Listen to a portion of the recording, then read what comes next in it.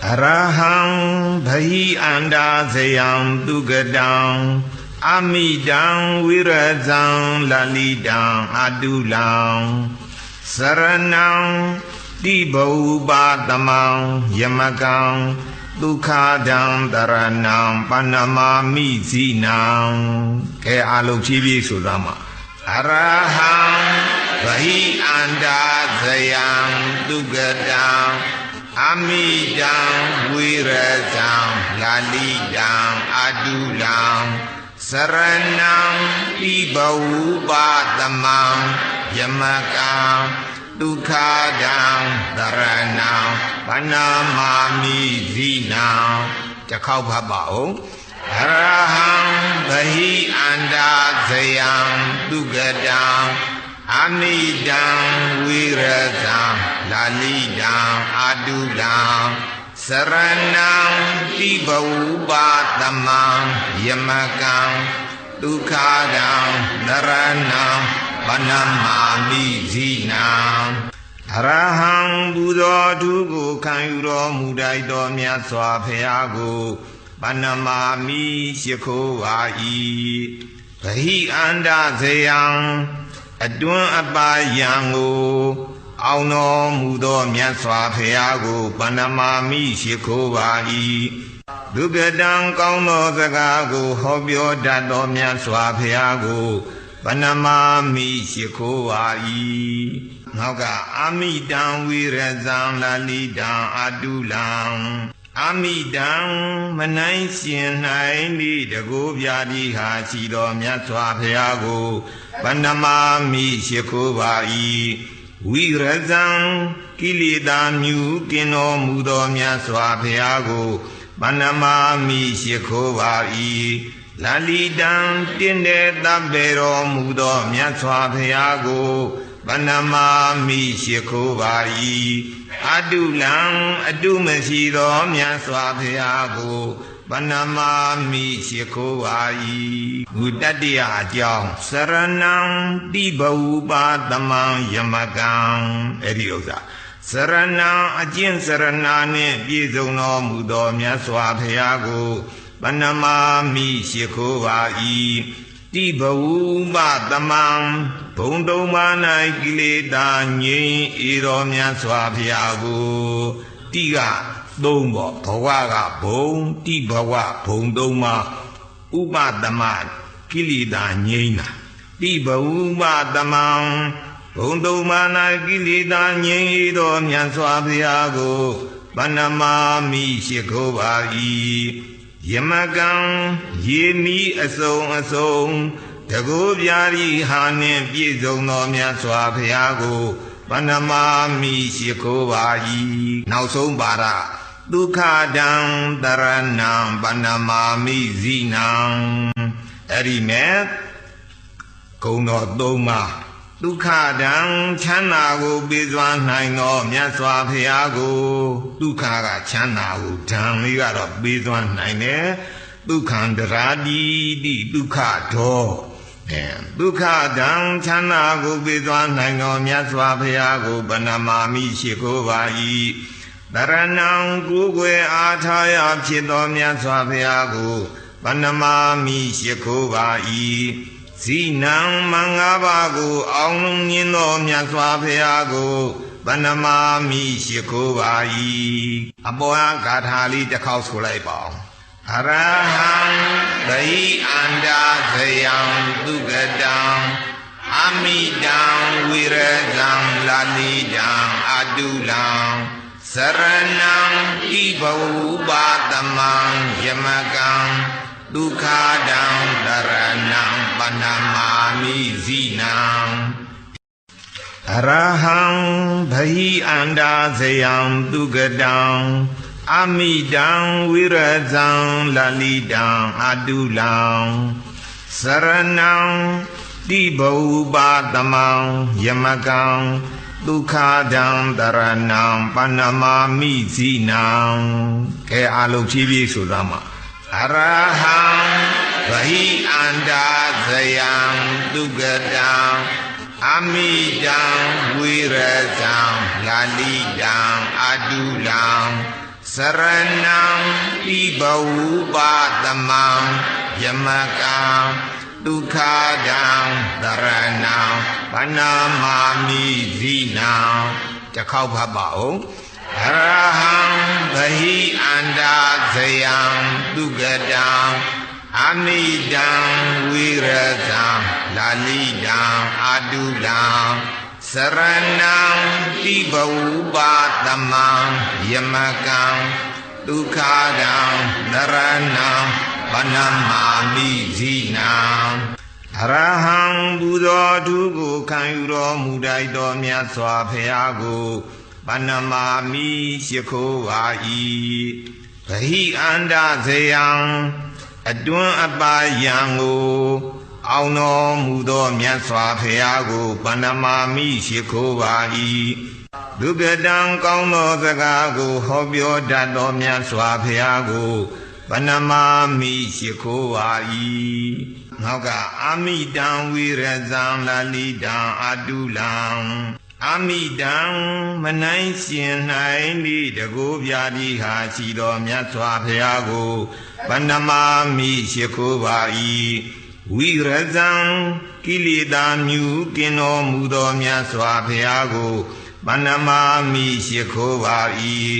လာလိတံတင့်တဲ့တပ်ပေတော်မူသောမြတ်စွာဘုရားကိုပဏ္ဏမာမိရှိခိုးပါ၏အတုလံအတုမရှိသောမြတ်စွာဘုရားကိုပဏ္ဏမာမိရှိခိုးပါ၏ဘုတတ္တရာအကြောင်းစရဏံတိဘဝုပါတမံယမကံအဲ့ဒီဥစ္စာစရဏံအကျင့်စရဏနှင့်ပြည့်စုံတော်မူသောမြတ်စွာဘုရားကိုပဏ္ဏမာမိရှိခိုးပါ၏တိဘဝုပသမံဘုံတုံမာ၌ကိလေသာငြိမ်းဤတော်မြတ်စွာဘုရားကိုတိကသုံးပေါ့ဘဝကဘုံတိဘဝဘုံတုံမာဥပသမကိလေသာငြိမ်းတာတိဘဝုပသမံဘုံတုံမာ၌ကိလေသာငြိမ်းဤတော်မြတ်စွာဘုရားကိုပဏ္ဏမာမိရှိခိုးပါ၏ယမကံယေမိအစုံအစုံတကိုးပြာရီဟာနှင့်ပြည့်စုံသောမြတ်စွာဘုရားကိုပဏ္ဏမာမိရှိခိုးပါ၏နောက်ဆုံးပါရဒုက္ခတံတရဏံပဏ္ဏမာမိဇိနံအဲ့ဒီမဲ့ဂုံတော်သုံးပါးဒုက္ခတံချမ်းသာကိုပေးစွာနိုင်သောမြတ်စွာဘုရားကိုဒုက္ခကချမ်းသာကိုဓမ္မလေးကတော့ပေးစွာနိုင်တယ်ဒုက္ခံတရာတိတိဒုက္ခတော်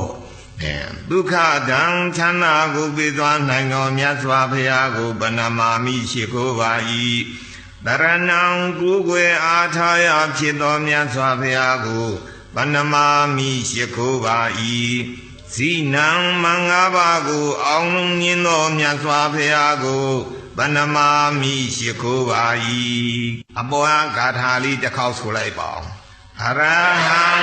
ဗိအန္တာဇယံသုကတံအမိတံဝိရဇံလာလိတံအတုလံစရဏံဣဘဝုပါတမံယမကံဒုက္ခတံတရဏံပဏ္ဏမာမိဇိနံအရဟံဗဟိအန္တာဇယံသုကတံအမိတံဝိရဇံလလိတံအတုလံစရဏံတိဘဝုပါတမံယမကံဒုက္ခတံတရဏံပဏ္ဏမာမိဇိနံကဲအလုံးဖြည်းဖြည်းဆိုသားမှာအရဟံဗဟိအန္တာဇယံသုကတံအမိတံဝိရဇံလာလိတံအတုလံစရဏံပိဘဝုပါတမံယမကံဒုက္ခတံတရဏံပဏ္ဏမာမိဇိနံတစ်ခေါက်ဖတ်ပါဦးအရဟံဗဟိအန္တာဇယံသုကတံအမိတံဝိရဇံလာလိတံအတုလံစရဏံတိဘဝုပါတမံယမကံဒုက္ခတံနရဏံပ ဗန္နမာမိဇိနံအရဟံပူဇော်ထုကိုခံယူတော်မူတိုက်တော်မြတ်စွာဘုရားကိုဗန္နမာမိရှိခိုးပါ၏ဗဟိအန္တဇယံအတွန်းအပါယံကိုအောင်တော်မူသောမြတ်စွာဘုရားကိုဗန္နမာမိရှိခိုးပါ၏ဒုက္ကတံကောင်းသောစကားကိုဟောပြောတတ်သောမြတ်စွာဘုရားကိုဗန္နမာမိရှိခိုးပါ၏နောက်ကအာမိတံဝိရဇံလာလိတံအတုလံအာမိတံမနိုင်ရှင်နိုင်မိတကူပြာတိဟာရှိတော်မြတ်စွာဘုရားကိုဗန္နမာမိရှိခိုးပါ၏ဝိရဇံကိလေသာမြူကင်းတော်မူသောမြတ်စွာဘုရားကိုဗန္နမာမိရှိခိုးပါ၏လာလိတံတင်းတဲ့တပ်ပေတော်မူသောမြတ်စွာဘုရားကိုဗန္နမာမိရှိခိုးပါ၏အတုလံအတုမရှိသောမြတ်စွာဘုရားကိုဗန္နမာမိရှိခိုးပါ၏ဘုတတ္တယအကြောင်းစရဏံတိဘဝုပါတမံယမကံအဲ့ဒီဥစ္စာစရဏံအကျင့်စရဏနှင့်ပြည့်စုံတော်မူသောမြတ်စွာဘုရားကိုဗန္နမာမိရှိခိုးပါ၏တိဘဝုပတမံဘုံတုံမာ၌ကိလေသာငြိမ်းဤတော်မြတ်စွာဘုရားကိုတိကသုံးပေါ့ဘဝကဘုံတိဘဝဘုံတုံမာဥပတမကိလေသာငြိမ်းတာတိဘဝုပတမံဘုံတုံမာ၌ကိလေသာငြိမ်းဤတော်မြတ်စွာဘုရားကိုဗန္နမာမိရှိခိုးပါ၏ယမကံရေမီအစုံအစုံတကူပြာရီဟာနှင့်ပြည့်စုံသောမြတ်စွာဘုရားကိုဗန္နမာမိရှိခိုးပါ၏နောက်ဆုံးပါရဒုက္ခတံတရဏံဗန္နမာမိဇိနံအဲ့ဒီမဲ့ဂုဏ်တော်သုံးပါးဒုက္ခတံချမ်းသာကိုပေးစွမ်းနိုင်သောမြတ်စွာဘုရားကိုဒုက္ခကချမ်းသာကိုဓမ္မလေးကတော့ပေးစွမ်းနိုင်တယ်ဒုက္ခံတရာတိတိဒုက္ခတော်ဒုက္ခတံချမ်းသာကိုပေးစွမ်းနိုင်သောမြတ်စွာဘုရားကိုဗန္နမာမိရှိခိုးပါ၏တရဏံကိုယ်ွယ်အားထားရဖြစ်သောမြတ်စွာဘုရားကိုဗန္နမာမိရှိခိုးပါ၏ဇိနံမင်္ဂပါကိုအောင်လုံးမြင်သောမြတ်စွာဘုရားကိုဗန္နမာမိရှိခိုးပါ၏အပေါ်ဂါထာလေးတစ်ခေါက်ဆိုလိုက်ပါဦးအရဟံဗိအန္တာဇယံသုကတံအမိတံဝိရဇံလာလိတံအတုလံစရဏံဣဘဝုပါတမံယမကံဒုက္ခတံတရဏံဗန္နမာမိဇိနံအရဟံဗဟိအန္တာဇယံသုကတံအမိတံဝိရဇံလာလိတံအတုလံစရဏံတိဘဝုပါတမံယမကံဒုက္ခတံတရဏံဗန္နမာမိဇိနံကဲအလုံးဖြည်းဖြည်းဆိုသားမှာအရဟံဗဟိအန္တာဇယံသုကတံအမိတံဝိရဇံလာလိတံအတုလံစရဏံတိဘဝုပါတမံယမကံဒုက္ခတံတရဏံဗန္နမာမိဇိနံတစ်ခေါက်ဖတ်ပါဦးအရဟံဗဟိအန္တာဇယံသုကတံအမိတံဝိရဇံလာလိတံအတုလံစရဏံတိဘဝုပါတမံယမကံဒုက္ခတံတရဏံဗန္နမာမိဇိနံအရဟံပူဇော်ထုကိုခံယူတော်မူတိုက်တော်မြတ်စွာဘုရားကိုဗန္နမာမိရှိခိုးပါ၏ဗဟိအန္တဇယံအတွန်းအပါယံကိုအောင်တော်မူသောမြတ်စွာဘုရားကိုဗန္နမာမိရှိခိုးပါ၏ဒုက္ကတံကောင်းသောစကားကိုဟောပြောတတ်သောမြတ်စွာဘုရားကိုဗန္နမာမိရှိခိုးပါ၏ နောက်ကအာမိတံဝိရဇံလာလိတံအတုလံအာမိတံမနိုင်ရှင်နိုင်ဤတကိုးပြာတိဟာရှိတော်မြတ်စွာဘုရားကိုဗန္နမာမိရှိခိုးပါ၏ဝိရဇံကိလေသာမြူကင်းတော်မူသောမြတ်စွာဘုရားကိုဗန္နမာမိရှိခိုးပါ၏လာလိတံတင်းတဲ့တပ်ပေတော်မူသောမြတ်စွာဘုရားကိုဗန္နမာမိရှိခိုးပါ၏အတုလံအတုမရှိသောမြတ်စွာဘုရားကို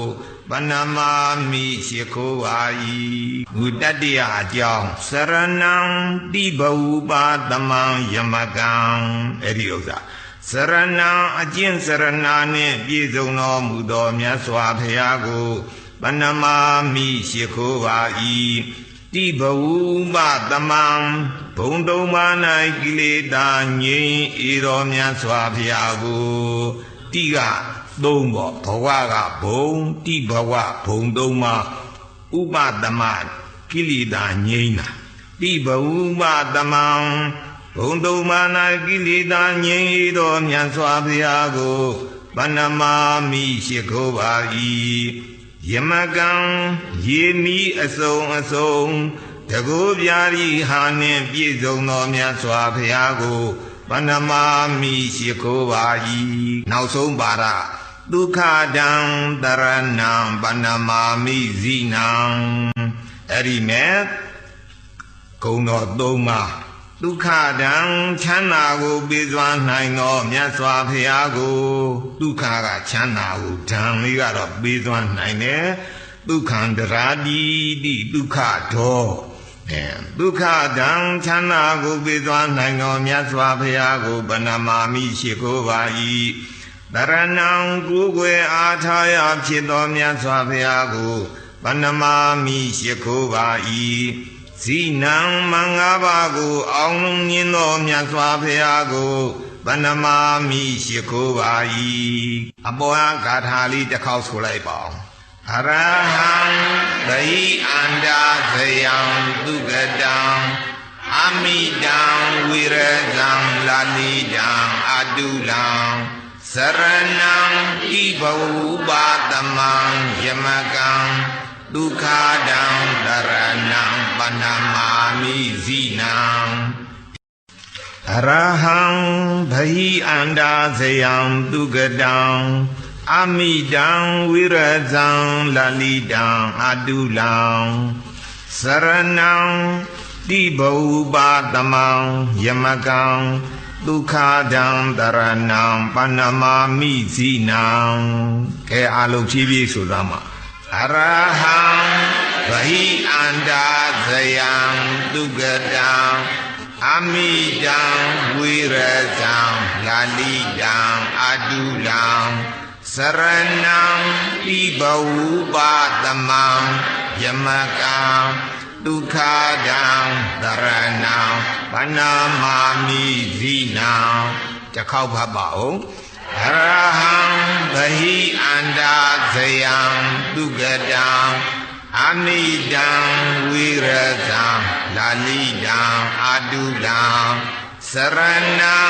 တိဘဝပသမံယမကံဒုက္ခတံတရဏံဗန္နမာမိဇိနံ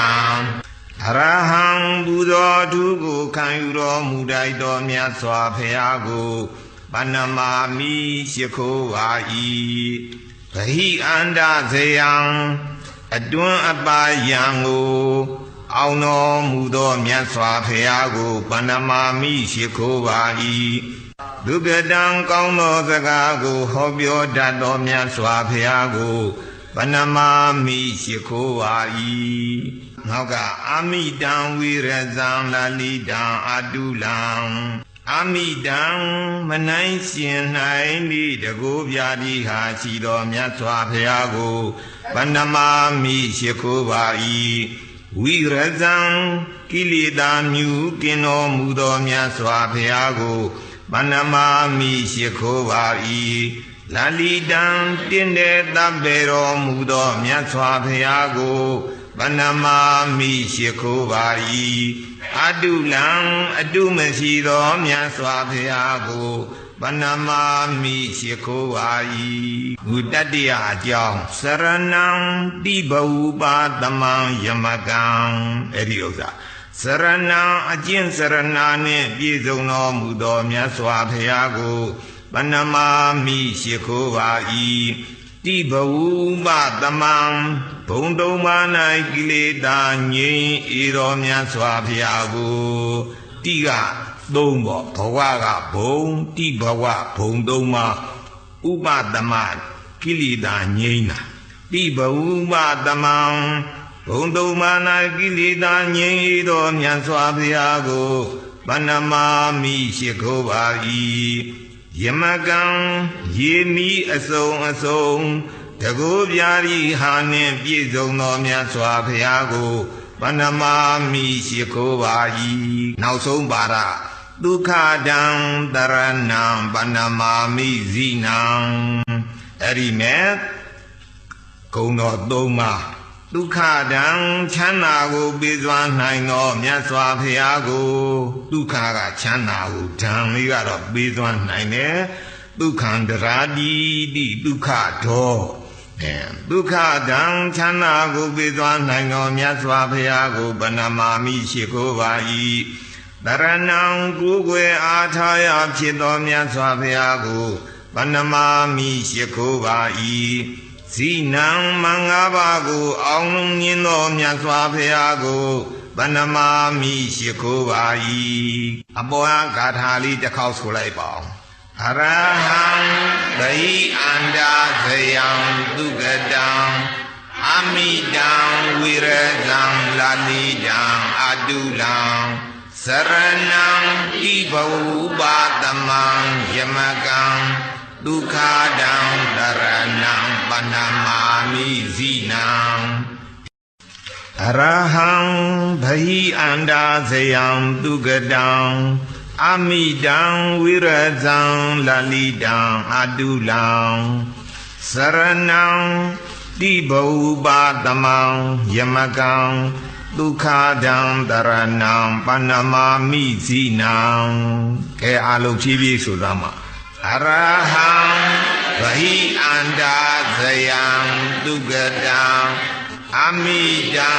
ဝိရဇံလာလိတံအတုလံစရဏံတိဘဝပါတမံယမကံ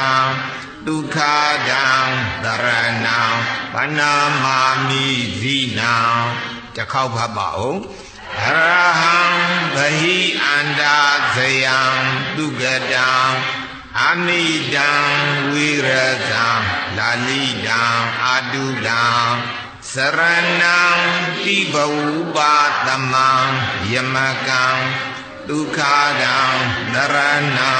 ဗန္နမာမိဇိနံအရဟံဘုသောသူကိုခံယူတော်မူတိုက်တော်မြတ်စွာဘုရားကိုဗန္နမာမိရှိခိုးပါ၏ဗဟိအန္တဇယံအတွန်းအပါယံကိုအောင်တော်မူသောမြတ်စွာဘုရားကိုဗန္နမာမိရှိခိုးပါ၏ဒုက္ကတံကောင်းသောစကားကိုဟောပြောတတ်သောမြတ်စွာဘုရားကိုဗန္နမာမိရှိခိုးပါ၏နောက်ကအာမိတံဝိရဇံလာလိတံအတုလံအာမိတံမနိုင်ရှင်နိုင်ဤတကူပြာတိဟာရှိတော်မြတ်စွာဘုရားကိုဗန္နမာမိရှိခိုးပါ၏ဝိရဇံကိလေသာမြူကင်းတော်မူသောမြတ်စွာဘုရားကိုဗန္နမာမိရှိခိုးပါ၏လာလိတံတင့်တဲ့တပ်ပေတော်မူသောမြတ်စွာဘုရားကိုဗန္နမာမိရှိခိုးပါ၏အတုလံအတုမရှိသောမြတ်စွာဘုရားကိုဗန္နမာမိရှိခိုးပါ၏ဘုတတ္တယအကြောင်းစရဏံတိဘဝပါတမံယမကံအဲ့ဒီဥစ္စာစရဏံအကျင့်စရဏနှင့်ပြည့်စုံတော်မူသောမြတ်စွာဘုရားကိုဗန္နမာမိရှိခိုးပါ၏တိဘဝပတမံဘုံတုံမာ၌ကိလေသာငြိမ်းဤတော်မြတ်စွာဘုရားကို တိကသုံးပေါ့ဘဝကဘုံတိဘဝဘုံသုံးမှာဥပသမကိလေသာငြိမ်းတာတိဘဝဥပသမံဘုံသုံးပါး၌ကိလေသာငြိမ်းသောမြတ်စွာဘုရားကိုဗန္နမာမိရှိခိုးပါ၏ယမကံရေမီအစုံအစုံတကောပြာရီဟာနှင့်ပြည့်စုံသောမြတ်စွာဘုရားကိုဗန္နမာမိရှိခိုးပါ၏နောက်ဆုံးပါရဒုက္ခတံတရဏံဗန္နမာမိဇိနံအဲ့ဒီမဲ့ဂုံတော်သုံးပါးဒုက္ခတံချမ်းသာကိုပေးစွာနိုင်သောမြတ်စွာဘုရားကိုဒုက္ခကချမ်းသာကိုဓမ္မလေးကတော့ပေးစွာနိုင်တယ်ဒုက္ခံတရာတိတိဒုက္ခတော်ဒုက္ခတံချမ်းသာကိုပေးစွာနိုင်သောမြတ်စွာဘုရားကိုဗန္နမာမိရှိခိုးပါ၏တရဏံကိုယ်ွယ်အားထားရဖြစ်သောမြတ်စွာဘုရားကိုဗန္နမာမိရှိခိုးပါ၏ဇိနံမင်္ဂပါကိုအောင်လုံးမြင်သောမြတ်စွာဘုရားကိုဗန္နမာမိရှိခိုးပါ၏အပေါ်ကဂါထာလေးတစ်ခေါက်ဆိုလိုက်ပါအောင်အရဟံဗိအန္တာဇယံသုကတံအမိတံဝိရဇံလာလိတံအတုလံစရဏံဣဘဝုပါသမံယမကံ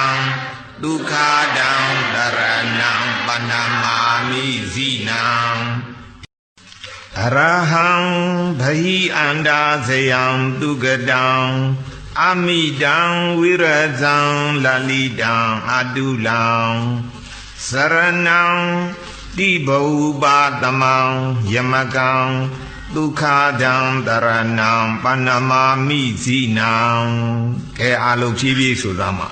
အရဟံဗဟိအန္တာဇယံဒုက္ကတံအမိတံဝိရဇံလာလိတံအတုလံစရဏံတိဘဝုပါသမံယမကံဒုက္ခတံတရဏံ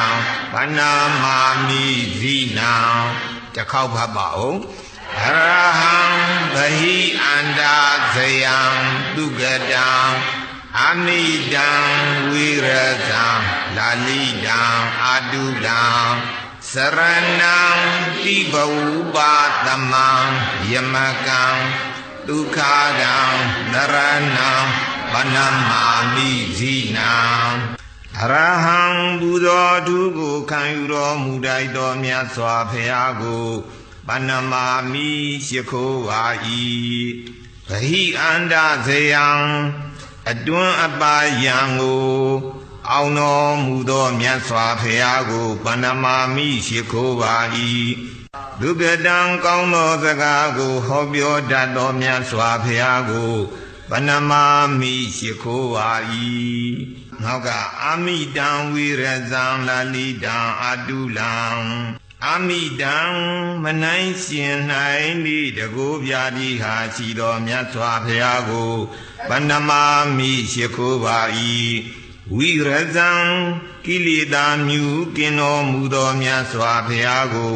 ဗန္နမာမိရှိခိုးပါ၏လာလိတံတင်းတဲ့တပ်ပေတော်မူသောမြတ်စွာဘုရားကိုဗန္နမာမိရှိခိုးပါ၏အတုလံအတုမရှိသောမြတ်စွာဘုရားကိုဗန္နမာမိရှိခိုးပါ၏ဘုတတ္တယအကြောင်းစရဏံတိဘဝုပါသမံယမကံအဲ့ဒီဥစ္စာစရဏံအကျင့်စရဏနှင့်ပြည့်စုံတော်မူသောမြတ်စွာဘုရားကိုဗန္နမာမိရှိခိုးပါ၏တိဘဝုပသမံဘုံတုံးပါ၌ကိလေသာငြိမ်းဤတော်မြတ်စွာဘုရားကိုတိကသုံးပေါ့ဘဝကဘုံတိဘဝဘုံသုံးပါဥပသမကိလေသာငြိမ်းတာတိဘဝုပသမံဘုံသုံးပါး၌ကိလေသာငြိမ်းဤတော်မြတ်စွာဘုရားကိုဗန္နမာမိရှိခိုးပါ၏ယမကံရေမီအစုံအစုံတကောပြာရီဟာနှင့်ပြည့်စုံသောမြတ်စွာဘုရားကိုဗန္နမာမိရှိခိုးပါ၏နောက်ဆုံးပါရဒ ဒုက္ခဒံတရဏံပဏမာမိဇိနံအဲ့ဒီမဲ့ဂုဏ်တော်၃ပါးဒုက္ခဒံချမ်းသာကိုပေးစွာနိုင်သောမြတ်စွာဘုရားကိုဒုက္ခကချမ်းသာကိုဓမ္မလေးကတော့ပေးစွာနိုင်တယ်ဒုက္ခံတရာတိတိဒုက္ခဒောဒုက္ခဒံချမ်းသာကိုပေးစွာနိုင်သောမြတ်စွာဘုရားကိုဗဏမာမိရှိခိုးပါ၏တရဏံကိုယ်ွယ်အားထားရဖြစ်သောမြတ်စွာဘုရားကိုဗဏမာမိရှိခိုးပါ၏ဇိနံမင်္ဂပါကိုအောင်လုံးမြင်သောမြတ်စွာဘုရားကိုဗဏမာမိရှိခိုးပါ၏အပေါ်ဂါထာလေးတစ်ခေါက်ဆိုလိုက်ပါဦးအရဟံဗိအန္တာဇယံသုကတံအမိတံဝိရဇံလာလိတံအတုလံစရဏံဣဘဝုပါတမံယမကံဒုက္ခဒံတရဏံပဏမာမိဇိနံအရဟံဗိအန္တာဇယံသုကတံအမိတံဝိရဇံလလိတံအတုလံစရဏံတိဘဝုပါတမံယမကံဒုက္ခဒံတရဏံပဏမာမိဇိနံကဲအလုံးဖြည်းဖြည်းဆိုသားမှာအရဟံဗဟိအန္တာဇယံသုကတံအမိတံဝိရဇံလာလိတံအတုလံစရဏံတိဘဝုပါတမံယမကံဒုက္ခဒံတရဏံပဏမာမိဇိနံတစ်ခေါက်ဖတ်ပါဦးအရဟံဗဟိအန္တာဇယံသုကတံအမိတံဝိရဇံလာလိတံအတုလံစရဏံတိဘဝုပါတမံယမကံဒုက္ခဒံတရဏံပဏမာမိဇိနံအရဟံဘုသောသူကိုခံယူတော်မူတိုက်တော်မြတ်စွာဘုရားကိုပဏမာမိရှိခိုးပါ၏ဗဟိအန္တဇယံအတွန်းအပါယံကိုအောင်တော်မူသောမြတ်စွာဘုရားကိုပဏမာမိရှိခိုးပါ၏ဒုက္ကတံကောင်းသောစကားကိုဟောပြောတတ်သောမြတ်စွာဘုရားကိုပဏမာမိရှိခိုးပါ၏နောက်ကအာမိတံဝိရဇံလာလိတံအတုလံအာမိတံမနိုင်ရှင်နိုင်ဤတကူပြာတိဟာရှိတော်မြတ်စွာဘုရားကိုပဏမာမိရှိခိုးပါ၏ဝိရဇံကိလေသာမြူကင်းတော်မူသောမြတ်စွာဘုရားကိုပဏမာမိရှိခိုးပါ၏လာလိတံတင့်တဲ့တပ်ပေတော်မူသောမြတ်စွာဘုရားကိုပဏမာမိရှိခိုးပါ၏အတုလံအတုမရှိသောမြတ်စွာဘုရားကိုပဏမာမိရှိခိုးပါ၏ဘုတ္တယအကြောင်းစရဏံတိဘဝုပါတမံယမကံအဲ့ဒီဥစ္စာ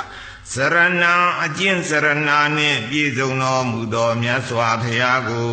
ပဏမာမိရှိခိုးပါ၏တိဘဝုပတမံဘုံတုံးပါ၌ကိလေသာငြိမ်းဤတော်မြတ်စွာဘုရားကိုတိကသုံးပေါ့ဘဝကဘုံတိဘဝဘုံတုံးပါဥပတမကိလေသာငြိမ်းတာတိဘဝုပတမံဘုံတုံးပါ၌ကိလေသာငြိမ်းဤတော်မြတ်စွာဘုရားကိုပဏမာမိရှိခိုးပါ၏ယမကံရေမီအစုံအစုံတကူပြာရီဟာနှင့်ပြည့်စုံသောမြတ်စွာဘုရားကိုပဏမာမိရှိခိုးပါ၏နောက်ဆုံးပါရဒုက္ခဒံတရဏံပဏမာမိဇိနံအဲ့ဒီမဲ့ဂုဏ်တော်၃ပါးဒုက္ခဒံချမ်းသာကိုပေးစွာနိုင်သောမြတ်စွာဘုရားကိုဒုက္ခကချမ်းသာကိုဓမ္မလေးကတော့ပေးစွာနိုင်တယ်ဒုက္ခံတရာတိတိဒုက္ခဒောဒုက္ခဒံချမ်းသာကိုပေးစွာနိုင်သောမြတ်စွာဘုရားကိုပဏမာမိရှိခိုးပါ၏တရဏံကိုယ်ွယ်အားထားရဖြစ်သောမြတ်စွာဘုရားကိုပ ဗန္နမာမိရှိခိုးပါ၏ဇိနံမင်္ဂပါကိုအောင်လုံးမြင်သောမြတ်စွာဘုရားကိုဗန္နမာမိရှိခိုးပါ၏အပေါ်ဂါထာလေးတစ်ခေါက်ဆိုလိုက်ပါဦးအရဟံဗိအန္တာဇယံသူကတံအမိတံဝိရဇံလာလိတံအတုလံစရဏံဣဘဝုပါတမံယမကံဒုက္ခတံတရဏံပဏမာမိဇိနံအရဟံဗိအန္တာဇယံသူကတံအမိတံဝိရဇံလာလိတံအတုလံစရဏံတိဘဝုပါတမံယမကံဒုက္ခတံတရဏံပဏမာမိဇိနံကဲအလုံးဖြည်းဖြည်းဆိုသားမှာအရဟံဗဟိအန္တာဇယံဒုက္ခတံအမိတံဝိရဇံလာလိတံအတုလံစရဏံတိဘဝုပါတမံယမကံဒုက္ခတံတရဏံပဏမာမိဇိနံတစ်ခေါက်ဖတ်ပါဦးအရဟံဗဟိအန္တာဇယံဒုက္ခတံအမိတံဝိရဇံလာလိတံအတုလံစရဏံတိဘဝုပါတမံယမကံဒုက္ခတံတရဏံပဏမာမိဇိနံအရဟံဘုသောသူကိုခံယူတော်မူတိုက်တော်မြတ်စွာဘုရားကိုပဏမာမိရှိခိုးပါ၏ဗဟိအန္တဇယံအတွန်းအပါယံကိုအောင်တော်မူသောမြတ်စွာဘုရားကိုပဏမာမိရှိခိုးပါ၏ဒုက္ကတံကောင်းသောစကားကိုဟောပြောတတ်သောမြတ်စွာဘုရားကိုပဏမာမိရှိခိုးပါ၏နောက်ကအာမိတံဝိရဇံလာလိတံအတုလံအာမိတံမနိုင်ရှင်နိုင်လိတကိုးပြာတိဟာရှိတော်မြတ်စွာဘုရားကိုပဏမာမိရှိခိုးပါ၏ဝိရဇံကိလေသာမြူကင်းတော်မူသောမြတ်စွာဘုရားကိုပဏမာမိရှိခိုးပါ၏လာလိတံတင်းတဲ့တပ်ပေတော်မူသောမြတ်စွာဘုရားကိုပဏမာမိရှိခိုးပါ၏အတုလံအတုမရှိသောမြတ်စွာဘုရားကိုပဏမာမိရှိခိုးပါ၏ဘုတတ္တယအကြောင်းစရဏံတိဘဝုပါတမံယမကံအဲ့ဒီဥစ္စာစရဏံအကျင့်စရဏနှင့်ပြည့်စုံတော်မူသောမြတ်စွာဘုရားကိုပဏမာမိရှိခိုးပါ၏တိဘဝုပါတမံဘုံတုံးပါ၌ကိလေသာငြိမ်းဤတော်မြတ်စွာဘုရားကိုတိကသုံးပေါ့ဘဝကဘုံတိဘဝဘုံသုံးပါဥပတမကိလေသာငြိမ်းတာတိဘဝုပါတမံဘုံသုံးပါ၌ကိလေသာငြိမ်းဤတော်မြတ်စွာဘုရားကိုပဏမာမိရှိခိုးပါ၏ယမကံရေမီအစုံအစုံတကိုးပြာရီဟာနှင့်ပြည့်စုံသောမြတ်စွာဘုရားကိုပဏမာမိရှိခိုးပါ၏နောက်ဆုံးပါရဒုက္ခတံတရဏံပဏမာမိဇိနံအဲ့ဒီမဲ့ဂုဏ်တော်သုံးပါးဒုက္ခတံချမ်းသာကိုပေးစွာနိုင်သောမြတ်စွာဘုရားကိုဒုက္ခကချမ်းသာကိုဓမ္မလေးကတော့ပေးစွာနိုင်တယ်ဒုက္ခံတရာတိတိဒုက္ခတော်ဒုက္ခတံချမ်းသာကိုပေးစွာနိုင်သောမြတ်စွာဘုရားကိုပဏမာမိရှိခိုးပါ၏တရဏံကိုယ်ွယ်အားထားရဖြစ်သောမြတ်စွာဘုရားကိုပဏမာမိရှိခိုးပါ၏ဇိနံမင်္ဂပါကိုအောင်လုံးမြင်သောမြတ်စွာဘုရားကိုပဏမာမိရှိခိုးပါ၏အပေါ်ဂါထာလေးတစ်ခေါက်ဆိုလိုက်ပါဦးအရဟံဗိအန္တာဇယံသူကတံအမိတံဝိရဇံလာလိတံအတုလံစရဏံဣဘဝုပါတမံယမကံဒုက္ခတံတရဏံပဏမာမိဇိနံ